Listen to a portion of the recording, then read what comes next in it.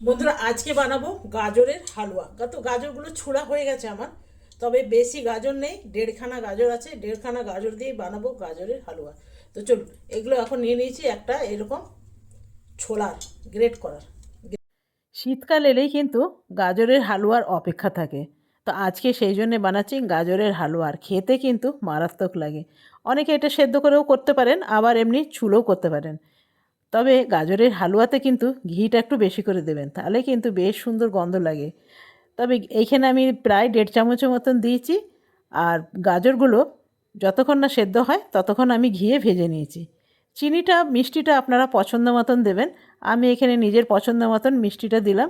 এগুলো খুব সুন্দর ভাজা হয়ে গেছে আর চিনিটাও মেল্ট হয়ে গেছে। এখানে দিয়ে দিলাম দুধ। খোয়া ক্ষীর যদি আপনাদের বাড়িতে থাকে তো খোয়া ক্ষীর একটু দেবেন, তাহলে আরও খেতে ভালো লাগবে। এখানে একটু কাজু বাদাম আমি এরভাবে গ্রেট করে নেব। এখানে আমন্ড দিতে পারা যায়, কিশমিশও দিতে পারা যায়। তো দেখুন এটা আমার গ্রেট করা হয়ে গেছে খুব সুন্দর মিহি করে। আর এইখানে এবারে দিয়ে দেবো একটু গুঁড়ো দুধ। গুঁড়ো দুধ দিলে না খুব সুন্দর টেস্টটা আসে আর খেতেও ভালো লাগে, খুব সুন্দর একটা আঠালো ভাব হয়। এটা এখানে রেখে দিলাম, আর যতক্ষণ না ঠান্ডা হয় ততক্ষণ অবধি তো খাওয়া যাবে না। আর উপর থেকে দিয়ে দিলাম এমনি কাজু বাদামগুলো।